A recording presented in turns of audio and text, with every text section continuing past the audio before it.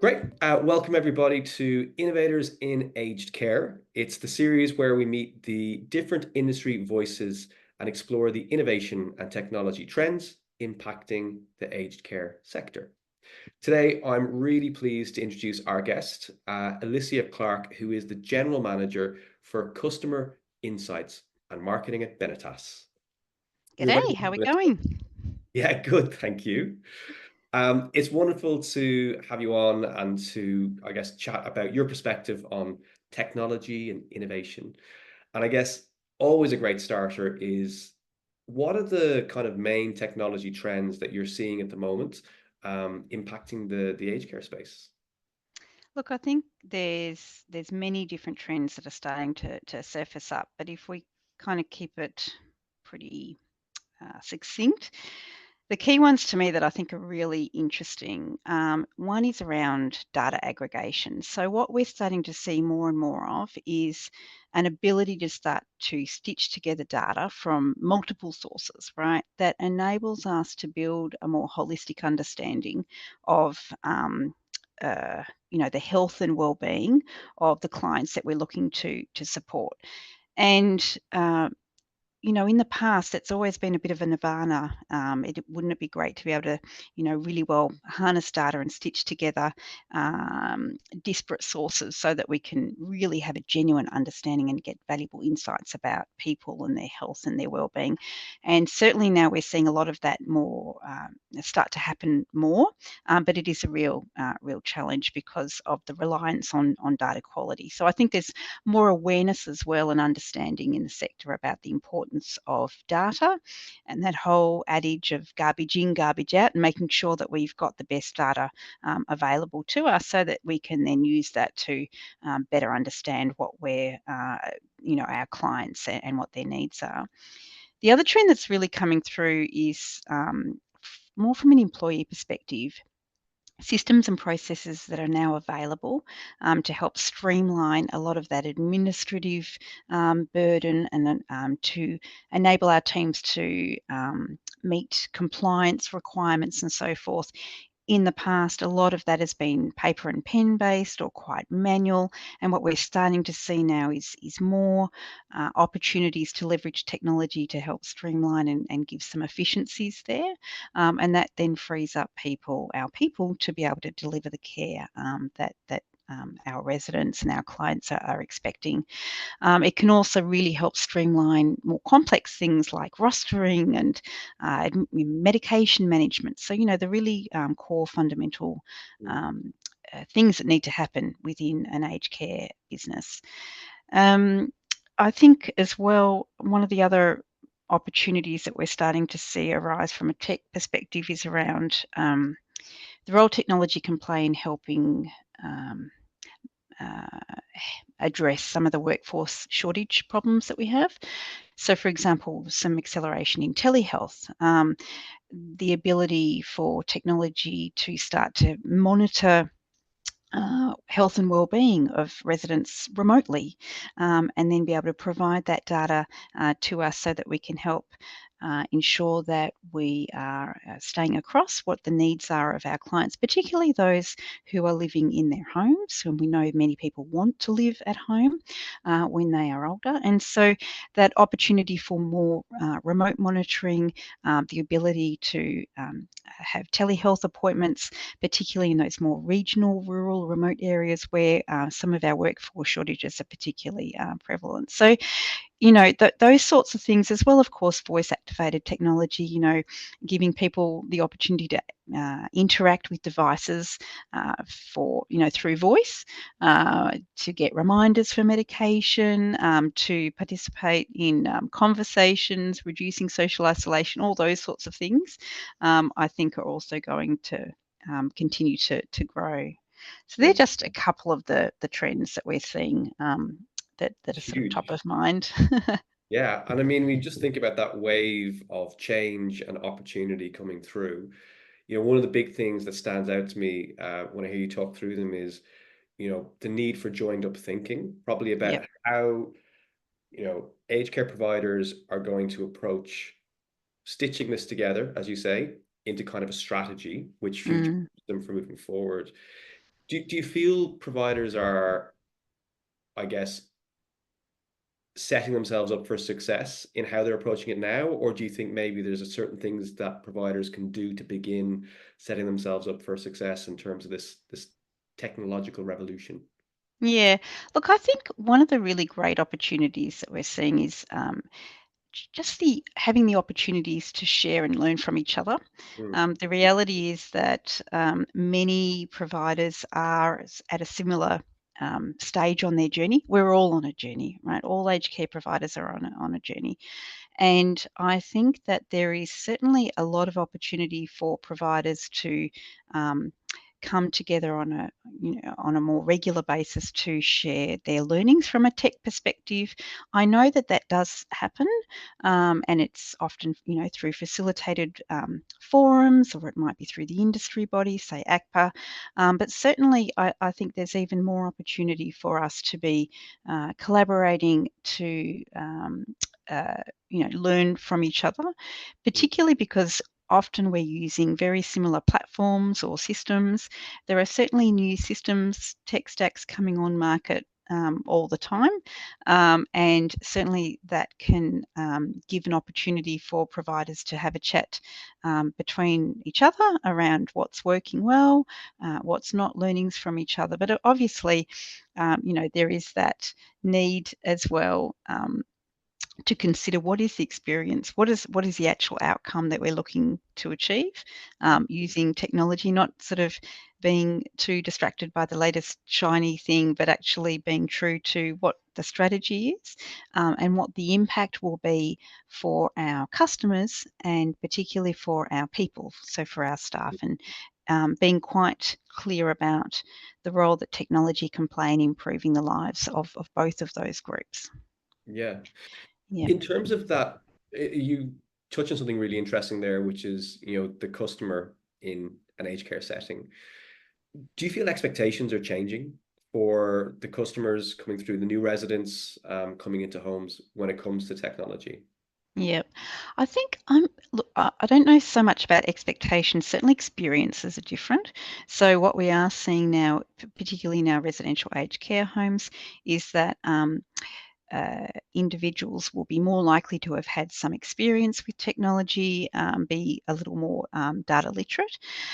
They may come in with their own phone, they may be able to use WhatsApp and video calls and that kind of thing, and probably more so than what we would have seen in the past. And I would imagine that COVID has also accelerated um, the adoption of that technology.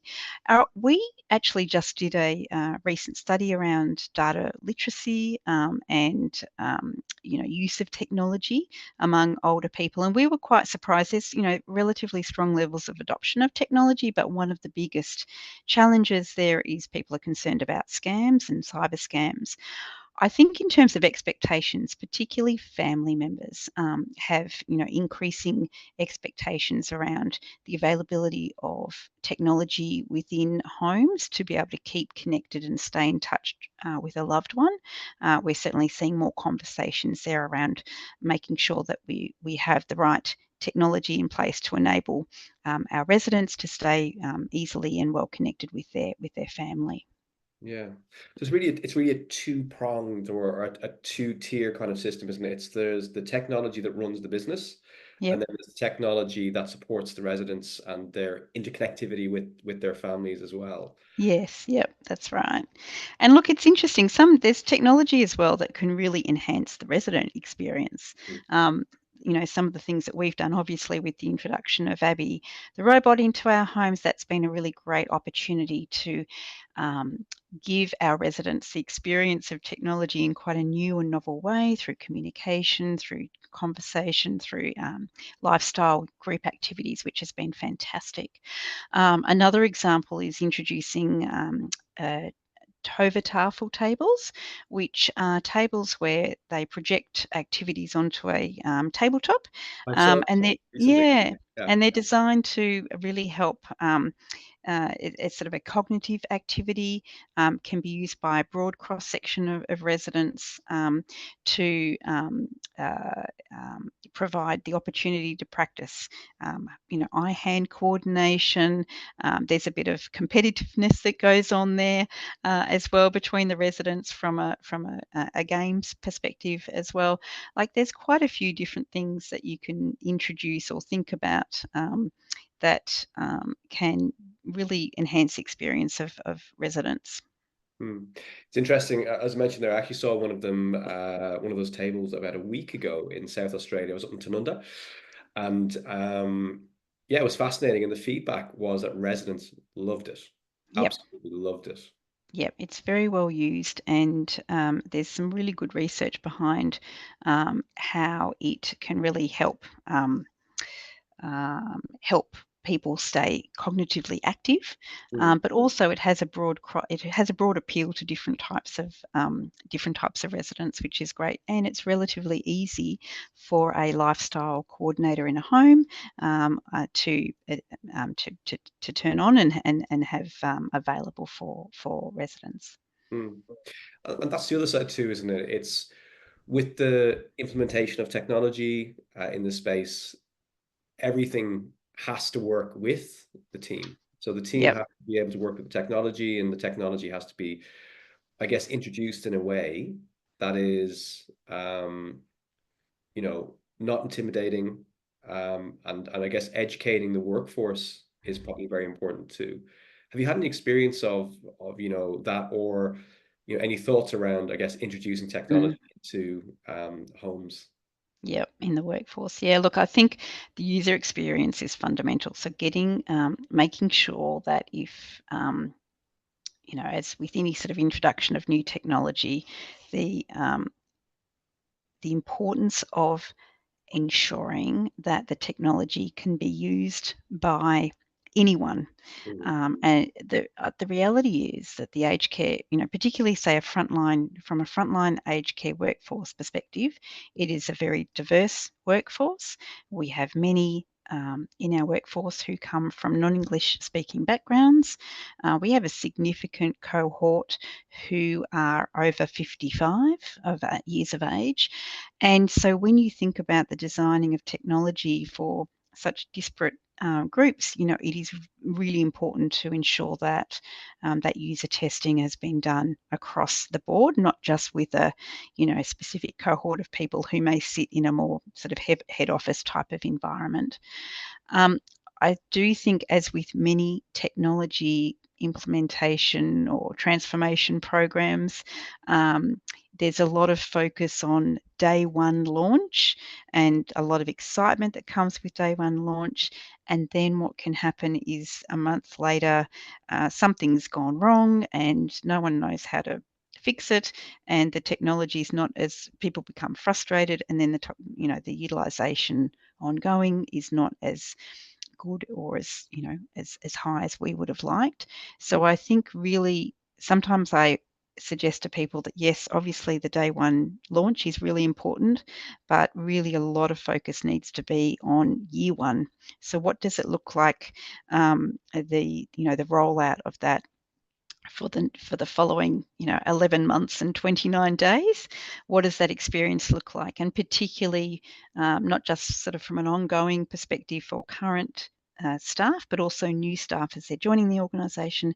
How easy is it to ensure that they are able to use the technology that's being rolled out? Because the reality is that the tech can really help people do their jobs, mm, free them up. There is so much compliance. There is a lot of administration. There is a lot of opportunity to leverage technology in a positive way to support frontline staff in particular in meeting and completing those admin requirements or those compliance requirements, thereby freeing them up to actually spend time to have a cup of tea with a resident, and do more of that genuine care, which is often what people have come into the sector to do in the first place. They have come in to care for residents, not to, be sort of wedded to pieces of paper trying to check boxes and that kind of thing. So there really is great opportunity there. Yeah, I really like that. Not the day one, it's about year one. And thinking Yeah. backwards from not just the staff who were there, but also the staff who will join in 3 months, 6 months, or 11 months as well. Yeah. It also, I guess, brings up that interesting point where like change management, it sounds like is only going to become more important as the inevitability of, new technologies and efficiencies and ways of supporting frontline staff and residents come into place when they become the norm. Do you think that change management piece is something that many aged care providers are thinking about actively, or do you think it's ad hoc? Or yeah, what are your thoughts? Well, look, I would imagine most aged care providers, change and ability to flex with change is probably part of the DNA. Right now, we're in late September 2024. We've just had a new aged care bill unveiled. There's significant reform for support at home. Change is inevitable in this sector. Things are always changing, and so I think that many providers are already ready for it. I do think, though, there is probably quite a bit of fatigue. Mm. Part of the challenge there is that with change comes uncertainty, and there's a lot that we don't know how things are going to actually play out. But that's where I think having a clear strategy, an org strategy, is really important, because we know that no matter what, the change will always be happening to us and around us.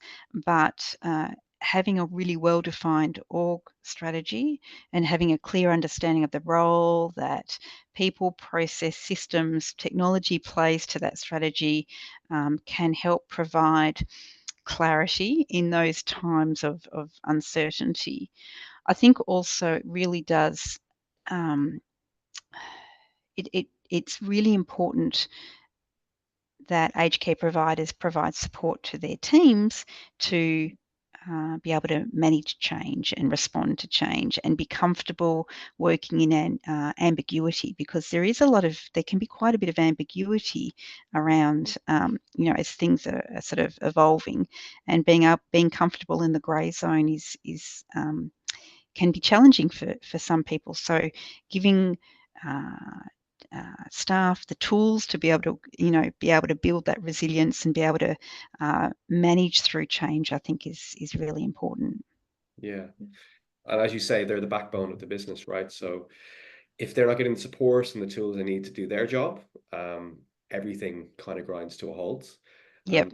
And the end goal is to enable the carers to spend their time caring as much as possible, and also find efficient ways to do the things that need to be done from an administrative perspective as Yep. well. Spot on. With those latest changes that have come through, obviously everybody's still processing, how that Yep. impact their businesses. Are there any kind of key takeaways that you had when you were hearing the announcements? Oh, look, our view is that it's great that there's bipartisan support. I think it's great that, for a while there we weren't sure of the timing of things. There's a bit more clarity on timing, on, when changes are going to arise, what they might look like. Um, we've been waiting for quite some time for the recommendations from the task force to, a response to the recommendations to the task force to come through. The majority of those recommendations were adopted. That's positive. I think the real challenge is always going to be the devil in the detail. There's over 600 pages of the bill, and there's a lot of work being done by a lot of very, very smart people to unpack what that looks like, what questions are, what the gaps are. There still is a lot that isn't known, and I think that is certainly giving some aged care providers some angst, because it does make it very difficult to plan for the coming years. Some of the funding arrangements may not be clear until February of next year, which makes it very difficult then when you're trying to plan for FY 25, 26, the future years. It doesn't give us much time to map out what that looks like. And certainly some providers have real concerns about viability and adequacy of funding and those sorts of things. I do think sort of as time progresses, obviously we're going to learn more, which is, which would be very helpful. And yeah, it's a bit of a watch this space. Yeah. We'll have a chat again in about 3 or 4 weeks, and we'll see what we all learn. In terms of the change management piece and technology coming through, and this cadence just always picking up more momentum. Mm. Do you think there's a case for a new role inside aged care providers, for almost there to be like an innovation lead if there isn't one already inside their business? Um, Absolutely. I think there's absolutely an opportunity for, I think there should, it may not necessarily be a full-time role in and of itself, but someone should be on the hook for innovation, Mm. and be able to demonstrate that they can bring new thinking to the business that would, or new initiatives to the business that would not have otherwise happened had they not been there. I do think that, core to aged care is the care that we provide to residents and clients, and particularly over the course of COVID, a lot of focus has been very much on that care element, and that's probably been to the detriment of, say, innovation and that opportunity for a bit more blue sky thinking and the what if and that kind of thing.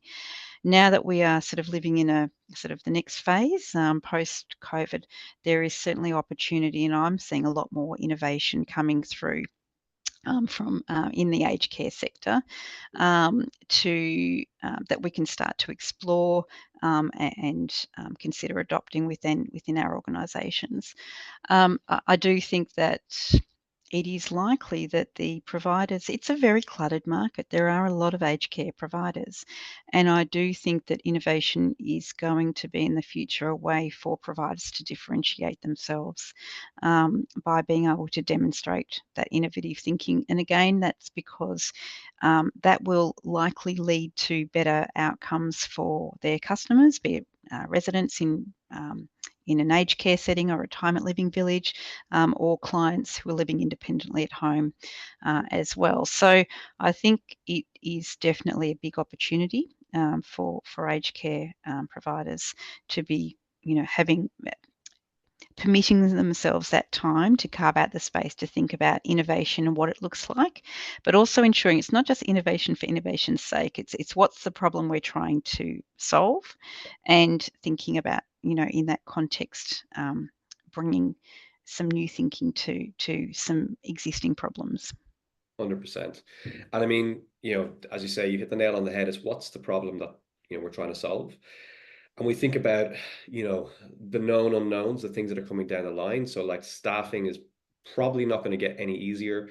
Regulations around care minutes are only going to become more important and meticulous, in terms of reporting requirements. So it's about, I guess, in many ways, future proofing, the aged care business, from what's going to come down the road. Yep. If you pull out your crystal ball, you look inside the mist and you kind of think, what's going to be the kind of status quo in 5 years' time, from a technology perspective? What do you see? What's your best guess? Um, it's an interesting question, because there's what is likely to happen versus what I'd love to see happen. So maybe I'll go with the what I'd love to see happen. Look, I think that we'll see a lot more opportunity, a lot more technology being used to support our understanding of the current needs of our residents and our clients. So things like wearable technology to monitor vital signs, uh, a better ability to be able to understand the different health needs through that triangulation, or stitching together different data sources to build up a more holistic understanding of our customers and um, their experiences and what's happening, and then how we can start to predict and preempt any particular challenges. I would love to see more in the space of reablement. More proactive work that we can do to help re-able people who may have suffered a health challenge through, say, physio or other activities to um, maintain as much as possible, not just longevity when it comes to life, but that quality as well. And I think that data can play a really important role in helping inform us how we can best support individuals and their needs. From a tech perspective as well, when it comes to our workforce, how we can better harness technology to improve the experience that employees have, to be able to help them streamline some of the tasks that they need to do on a day in, day out basis, to make those more efficient. And then, as I mentioned earlier, sort of free them up to do some of the, the more sort of person-centered provision of care. That's important. I think probably the other one that I'm really interested in is AI. And particularly, conversational AI and some of the potential applications of that when it comes to social isolation. I know it can be a real sort of interesting topic where some people are like, oh, I don't want to be talking to a robot, or I don't want to just be sort of having a friendship with AI. But I do think certainly in the US there's some interesting tech out there where individuals living at home alone have access to technology where they can have conversations and that kind of thing. There's also some great technology that makes it really easy for individuals to stay connected with family or friends. So I think sometimes we uh, don't realise that some people who are over 85 really can struggle to use an iPhone. Just the actual physically being able to access the apps and so forth, and so there's some really interesting sort of technology that really simplifies that and makes it nice and easy for an individual to WhatsApp a family member or do a video call and still kind of stay connected with either family or even friends as well. So there's all those sorts of things I think will be really interesting to see how they play out in the future, to help address some of the big challenges around, health, well-being, workforce challenges, and social isolation as well. Yeah. I guess that probably goes back to that idea of be it a full FTE or a part-time FTE role for somebody in innovation inside the aged care business, monitoring, piloting, testing, validating whether or not these technologies are right for Yep, a particular home and their residents. And then bringing that up to board level, feeding the information back so they can be, set like, this is our strategy. Here's the budget line that's going to support the investment in technology. And then, as you say, you loop back in with the workforce, make sure they're educated, not just day one, but year one on that implementation and adoption piece. And that's the recipe, as you say, hopefully for the stitched up kind of joint of thinking. correct. Yep. The data piece is so fascinating, and that's a whole other call on its own. Um, as you say, the garbage in, garbage out thing's so true. And between wearables and all the various different sensors that we can use today to collect that data, the next question becomes, is it more important inside that team, in larger and mid-sized aged care providers, to have somebody who's data literate and qualified to understand how to get the very best out of the data you've got for your residents. Yeah, and absolutely. I think look, data literacy is going to be key to success. I mean, the reality is, when we talk about AI, what's under AI is data. Like it's really all about data. Um, uh, so I think yes, within organisations, we're certainly seeing um, uh, much uh, far more awareness, right, of the power that data has and the Mm. role it can play. And I think that's where the opportunity is, though, when we're talking about, say, frontline staff and recording of clinician notes and those sorts of things. Some of that still, handwritten, paper-based, whatever that sort of might look like. There's some of the great opportunities we have to use technology to streamline, to ensure that our data is sort of in a structured way that means that it can actually be used in a realistic way. Again, it's not just about the provision of insights about current state, which might not be um, visually sort of easier to see or apparent, but also it's around the ability to start to predict and therefore take some sort of preventative actions to address potentially underlying problems. And you can sort of use those in all sorts of different settings. I remember reading some studies around uh, individuals who were living at home had sensors within their homes. There weren't cameras, they were just movement sensors. But those sensors have been used quite successfully to start to predict when people may be suffering from a urinary tract infection. And one of the key signs of that is increased visits to the loo, particularly at night. And so often people can have these UTI infections without even realizing it in the early days. But having sort of sensors in the home that can alert that that there is sort of this increased frequency, and therefore that can then give rise to a visit or a phone call, potentially a script for antibiotics, because we know that that sort of one small thing can actually lead to much bigger outcomes Yeah. that are very undesirable. So there's all sorts of there's lots of opportunities there.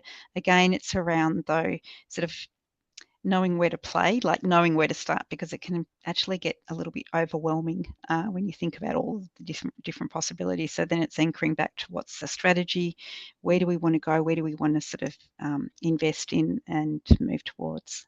Yeah. It's incredible.